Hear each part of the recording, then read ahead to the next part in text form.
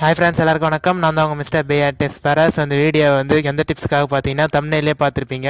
So நம்மளோட ஃபேஸை வந்து எப்படி வந்து அழகாக வச்சுருக்கலாம் அப்படின்னு சொல்லிட்டு தான். அழகானா என்னன்னு பார்த்தீங்கன்னா, சில பேருக்கு பார்த்தீங்கன்னா ஃபேஸ் வந்து ஒயிட்டாக இருக்கும், பட் ஆனால் ஆயில் ஃபேஸாக இருக்கும். அப்படின்லாம் பார்த்தீங்கன்னா லைட்டாக ஸ்கின்னு வந்து ஒரு மாதிரியாக இருக்கும், பிளாக்காகவும் இருக்காது, ஒயிட்டாகவும் இருக்காது. ஸோ அவங்க வந்து எப்படி வந்து ஸ்கின்னை வந்து பிரைட்டாக வச்சுருக்கலாம் அப்படின்னு சொல்லிட்டு தான், நம்ம ஃபேஸை வந்து எப்படி வந்து இன்னும் கொஞ்சம் வந்து பிரைட்டாக வச்சுருக்கலாம், அழகாக வச்சுருக்கலாம் அப்படின்னு சொல்லிட்டு தான்.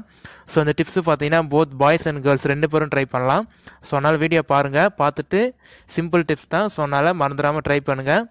அதனால் இந்த வீடியோ பிடிச்சிருந்தாலும் லைக் பண்ணுங்கள், மறந்துடாமல் நம்ம சேனல் சப்ஸ்கிரைப் பண்ணலாம், சப்ஸ்கிரைப் பண்ணுங்கள். சரியா ஃப்ரெண்ட்ஸ்? சரி வாங்க நம்ம இப்போ வீடியோக்குள்ளே போகலாம். ஃபஸ்ட்டு வந்து நான் என்னோடய பழைய ஃபோட்டோலாம் காமிக்கிறேன், அதை நீங்கள் பார்த்துருங்க.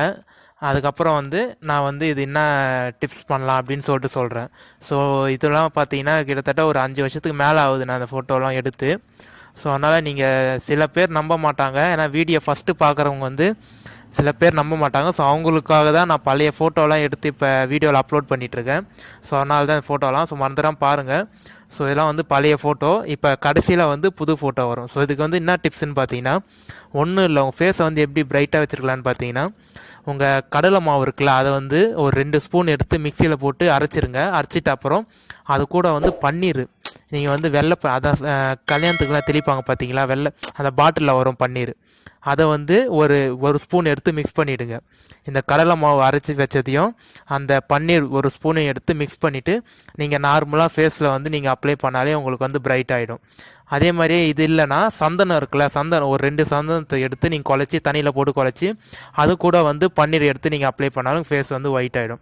ஸோ சிம்பிள் டிப்ஸ் தான், ட்ரை பண்ணுங்கள், ரிசல்ட் உங்களுக்கு கன்ஃபார்ம் கிடைக்கும். சரி ஃப்ரெண்ட்ஸ், இந்த வீடியோ வந்து பிடிச்சிருக்கீங்கன்னா பிடிச்சிருந்தா லைக் பண்ணுங்கள், மறந்துடாம நம்ம சேனல் மிஸ்டர் பியூட்டிஸை சப்ஸ்கிரைப் பண்ணுங்கள். அப்போ தான் போட வீடியோ நோட்டிஃபிகேஷன் வரும், பார்த்துட்டு எந்த ஒரு டவுட்னும் கேட்கலாம். சரி ஃப்ரெண்ட்ஸ்.